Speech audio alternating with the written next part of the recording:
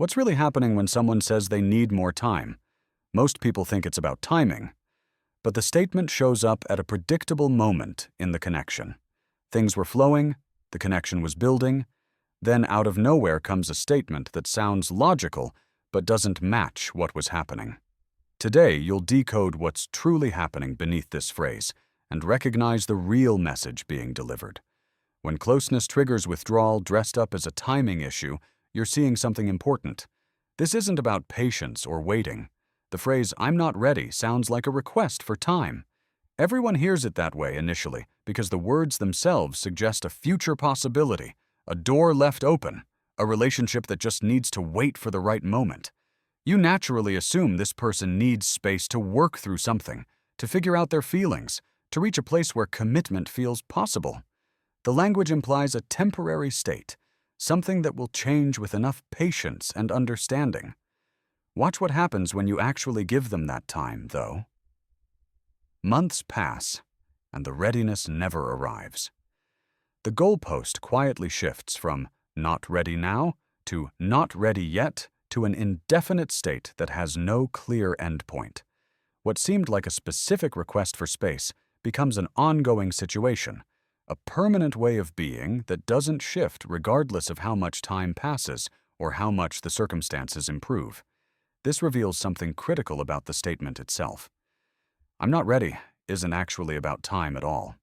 The words function as a socially acceptable way to create distance without having to explain the real reason for that distance. Someone who genuinely isn't ready due to timing issues will show specific signs that readiness is being actively worked toward. They'll talk about concrete things they're addressing, clear goals they're pursuing, tangible steps they're taking to reach that state of readiness they claim to need. Avoidant people use the phrase differently. For them, "not ready" translates more accurately to "not comfortable with this level of closeness." The discomfort isn't temporary, and it isn't something that time alone will resolve. What you're hearing is a response to intimacy itself, not to the timing of intimacy. The connection reached a point where their emotional system perceived threat, and the withdrawal response activated automatically.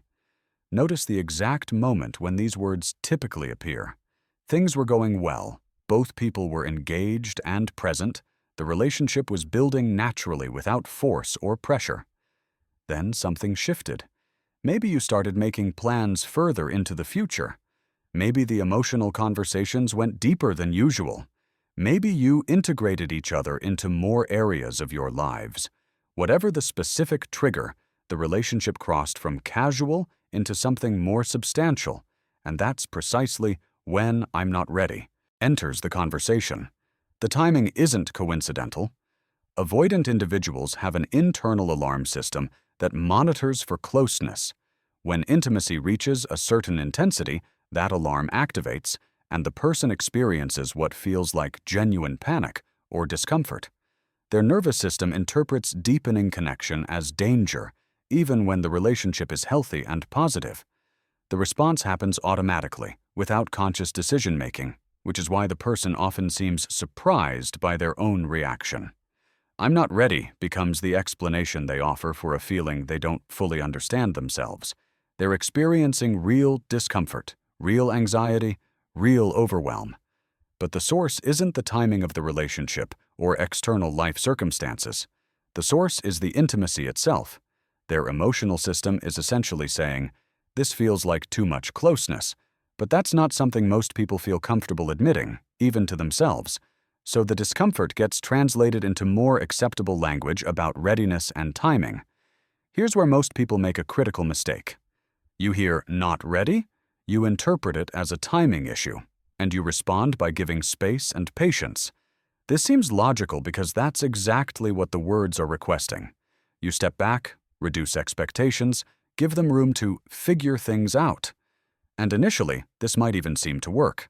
The person relaxes, the tension decreases, they start engaging again. You think you're making progress. What actually happened is you reduced the intimacy back down to a level their system considers safe. The comfort they're showing isn't readiness emerging. It's relief that the relationship returned to a level of closeness they can tolerate without triggering their defense mechanisms, which are the automatic ways our mind protects us from perceived threats. The moment you start building closeness again, the moment intimacy begins approaching that same threshold, you'll hear the same words return. I'm still not ready. The cycle repeats because the fundamental issue never changed. Understanding this distinction changes everything about how you interpret the situation. Someone dealing with genuine timing issues will demonstrate forward movement. They'll show you the progress they're making, even if it's slow. They'll maintain connection while working through whatever needs to be addressed. They'll communicate about their process and include you in their journey toward readiness. The relationship continues to deepen emotionally, even if practical steps are delayed. Avoidant withdrawal looks completely different. The person creates distance across all areas of connection, not just the specific thing they claim to not be ready for. Emotional availability decreases. Communication becomes more surface level. Future planning stops entirely, not just long-term planning, but even simple near-future activities. Physical affection reduces. The whole relationship contracts, not just the one element they mentioned needing time with. This happens because the discomfort isn't actually about readiness for commitment, or readiness for moving in together, or readiness for meeting families, or whatever specific thing they named. The discomfort is about the level of intimacy itself, so when they create distance, it shows up everywhere. They're not stepping back from one aspect of the relationship. They're stepping back from closeness in general, because closeness is what triggered their system in the first place. Pay attention to what happens during the space period. Someone genuinely working through timing issues will use that space productively. They'll be addressing the specific things they said prevented readiness. You'll see evidence of work being done, of progress being made, of movement toward the goal they identified. Even if you're not directly involved in that work, you'll notice changes in how they talk about the situation, shifts in their perspective, growth in their capacity to handle what previously felt overwhelming. Avoidant individuals typically use the space differently. The distance serves to regulate their nervous system, which means it helps calm down their emotional responses and bring their anxiety back to manageable levels. Once they feel comfortable again, once enough distance has been established that intimacy no longer feels threatening, they often start reaching out. But notice what they're reaching out for. They want connection at the level that feels safe to them, which is usually the level you were at before things deepened. They want to return to the comfortable stage of the relationship, not move forward into the uncomfortable stage. This creates a confusing cycle for their partner. The person pulls away saying they need time, you give them space, they come back and reconnect. You think this means they're ready now. You start building closeness again, and they pull away with the same explanation. Each time feels like progress because they came back. Each time feels like maybe this time will be different. But the cycle continues because nothing about their capacity for intimacy actually changed. The words, "I'm not ready," also serve another function. They place the responsibility for the relationship's limitations on timing rather than on the person's emotional capacity. This protects their self-image and reduces the guilt they might feel about repeatedly withdrawing. If the issue is timing, it's not really their fault. Circumstances just aren't right yet. They're not choosing to avoid intimacy, they're simply being realistic about readiness. The framing makes the withdrawal seem reasonable and thoughtful rather than reactive and self-protective. But here's what that framing hides. The person isn't making a conscious, rational assessment of their readiness. They're experiencing an automatic emotional response to intimacy and then creating a logical-sounding explanation for that response after the fact. The discomfort comes first. The explanation comes second. The words, "I'm not ready," are the story they tell themselves and you about why they feel compelled to create distance. This matters because it determines whether the situation can actually change. Timing issues can be resolved with time. Emotional capacity issues require active work on the person's ability to tolerate intimacy, which means their window of tolerance for closeness needs to expand through intentional effort. If someone believes they just need more time, they won't do the work required to actually expand their capacity for closeness. They'll wait for readiness to spontaneously appear, which it never will, because time alone doesn't change how someone's nervous system responds to intimacy. Real change requires the person to recognize what's actually happening. They need to understand that their discomfort isn't about external timing, but about internal responses to closeness.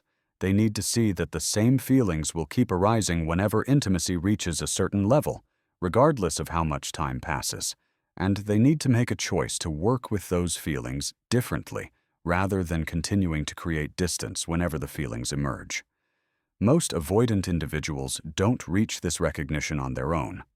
The "not ready" explanation feels true to them because it matches their internal experience. They genuinely feel unready. They genuinely experience the relationship as moving too fast. They genuinely believe more time will help.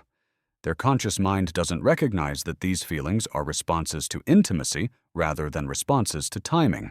So they keep using time and space as solutions, and they keep being confused when the same issues resurface. This is why explaining the dynamic to them rarely works. You can't logic someone out of an automatic nervous system response. You can't convince them that what they're experiencing isn't real or isn't valid. The feelings are real. The interpretation of those feelings is what's inaccurate. But since the interpretation feels true to them, attempts to reframe it often just create more defensiveness and more withdrawal. What changes the dynamic is consequences, not explanations. When someone says, "I'm not ready," and you respond by patiently waiting, you're confirming that the strategy works. They created distance, they reduced their discomfort, and the relationship remained available for whenever they feel like reconnecting. There's no incentive to examine the real issue because the current approach successfully manages their anxiety without requiring them to change anything about themselves. Different consequences create different incentives. When you stop waiting, when you stop treating "not ready" as a temporary state that just requires patience, when you move forward with your life and make decisions based on what's actually happening rather than what might happen, eventually the person faces a real choice. They can continue relying on distance to manage their discomfort with intimacy, but now that choice comes with actual costs. The relationship won't simply pause and wait. You won't remain indefinitely available while they figure things out at their own pace. This doesn't mean issuing ultimatums or trying to force someone into readiness. Pressure creates more anxiety and more withdrawal. What it means is recognizing that "I'm not ready" is information about their current capacity for intimacy, and making decisions based on that information rather than based on hopeful projections about their future capacity. You're accepting what they're showing you about themselves right now rather than waiting for a version of them that may never emerge.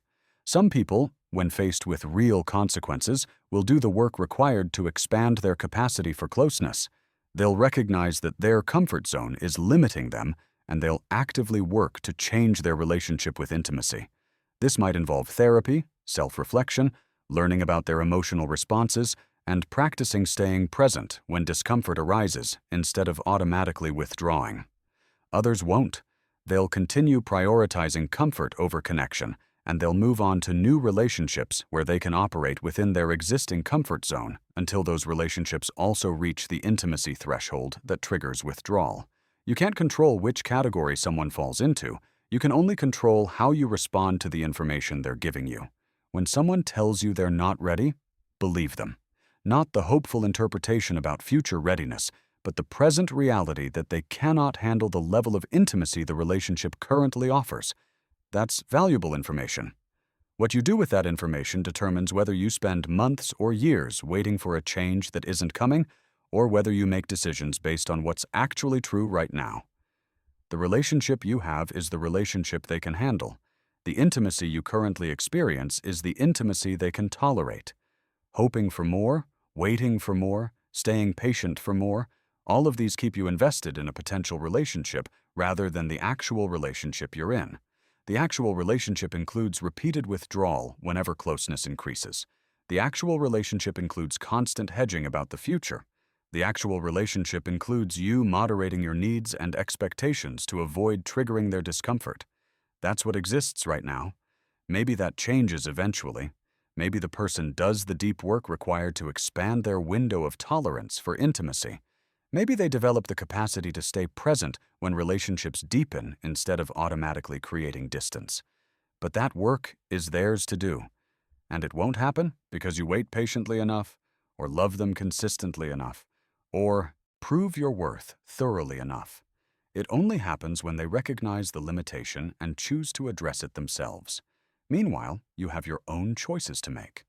You can accept the relationship at its current level of intimacy, knowing it may never deepen beyond this point. You can continue periodically testing whether their capacity has expanded, understanding that this will likely trigger the same withdrawal response each time. Or you can decide that the level of intimacy they can offer doesn't meet what you need in a relationship, and make choices based on that mismatch. None of these options are wrong.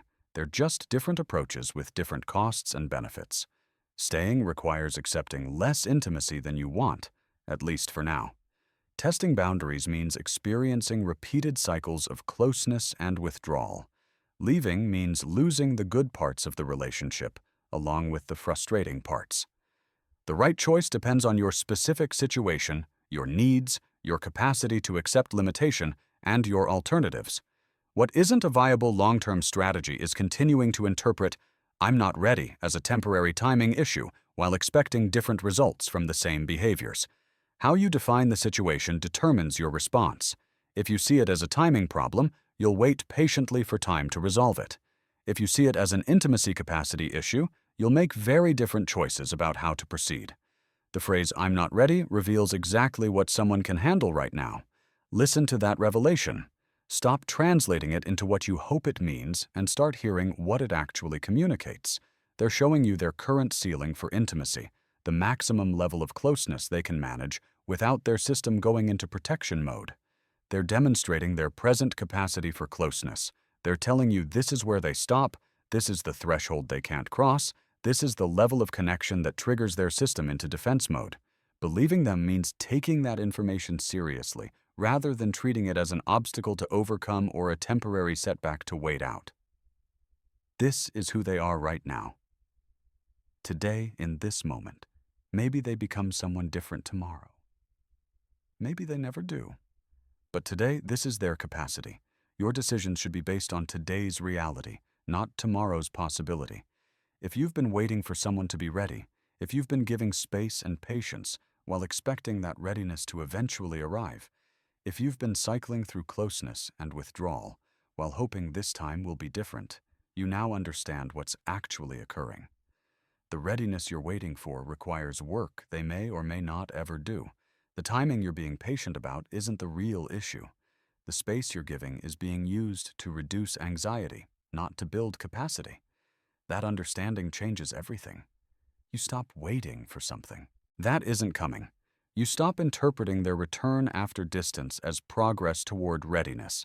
You stop believing that if you just love them well enough, or patient enough, or consistently enough, they'll finally feel safe enough to stop withdrawing. None of those things address what's actually happening beneath the surface. What happens next is entirely up to you. You have complete information now. You know what "I'm not ready" actually means. You understand why it keeps recurring. You recognize that time alone won't resolve it. You see the cycle clearly, so now you decide what you want to do with a relationship that operates within these limitations, with a person who has this current capacity for intimacy, with a dynamic that includes regular withdrawal whenever closeness crosses a particular threshold.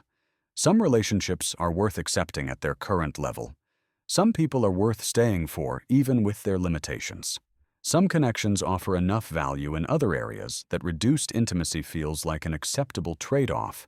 Only you can determine whether this relationship falls into that category for you. But make that determination based on what actually exists, not what you hope will exist eventually.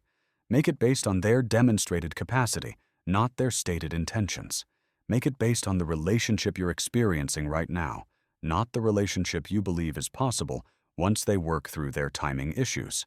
Because there are no timing issues, there's only their current capacity for intimacy, and whether that capacity matches what you need in a relationship.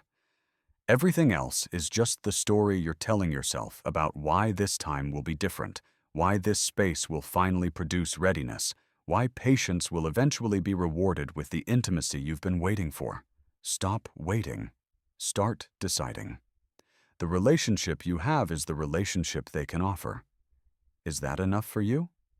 If this explanation helped you see your situation more clearly, leave a comment sharing your experience with hearing "I'm not ready" in your relationships.